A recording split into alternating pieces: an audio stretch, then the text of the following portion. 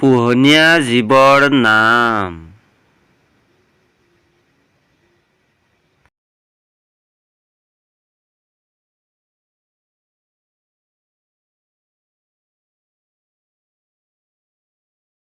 নমস্কাৰ মৰমৰ ভাইটি ভণ্টিহঁত, মই হলো এজনী পোহনীয়া গাই গৰু। বলদ গৰুৰে মানুহে হাল বাই গাড়ী টানে। মই যিহেতু বলদ গৰু নহয়, সেয়ে মোৰ সেইবিলাক কাম নহয়। মোৰ কাম হৈছে পোৱালি জগোৱা আৰু গাখীৰ দিয়া। গাখীৰত বহুত প্ৰটিন থাকে। গাখীৰ খালে মানুহৰ হাড়ি মজবুত হয়। গতিকে তোমালোকে গাখীৰ খাবা দেই। আজিলৈ তেনেহলে মই আহো।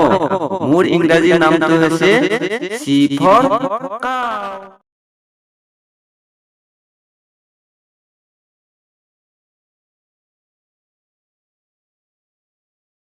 নমস্কাৰ মৰমৰ কণ ভাইটি ভণ্টিহঁত, মই হ'লো এজনী পোহনীয়া মাইকী ছাগলী। মাইকী ছাগলীক মানুহে পাঠী ছাগলী বুলি কয় আৰু মতা ছাগলক মানুহে পঠা ছাগল বুলি কয়। পঠা ছাগলৰ পৰা মাংস উৎপাদন হয়। আমি জন্ম দিয়া পোৱালিবোৰ যদি পঠা হয়, তেনেহ'লে গৃহস্থই তাক লালন পালন কৰি ডাঙৰ দীঘল কৰি বজাৰত বিক্ৰী কৰে আৰু তাৰ পৰা টকা পায়। সেয়ে গাঁৱৰ প্ৰায়ভাগ মানুহে আমাক পোহে।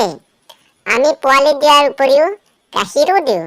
আমাৰ গাখীৰ বৰ উপকাৰী। তোমালোকে পাৰিলে আমাৰ গাখীৰ খাই চাবাচোন। অকণিহঁত, আজিলৈ আহিছোঁ।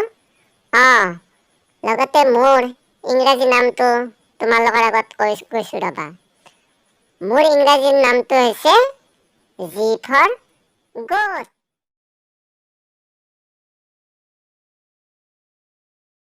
নমস্কাৰ মৰমৰ অকণিহঁত, মোক বাৰু তোমালোকে চিনি পাইছানে?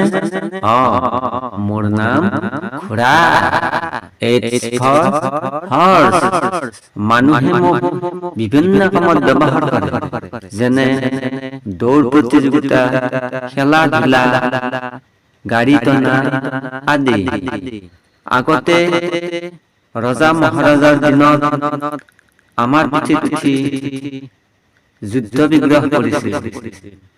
আমি দৌৰত পাৰ্গত, সেয়ে আগত গাড়ী ঘোঁৰা বেছি নাছিল যিহেতু আমাকে মানুহে ব্যৱহাৰ কৰিছিল। তোমালোকে বাৰু ঘোঁৰাৰ পিঠিত উঠি পাইছানে? যদি পোৱা নাই, উঠি চাবাচোন। বহুত মজা লাগে অকণিহঁত। আজিলৈ তেনেহলে আহো দেই। বাই।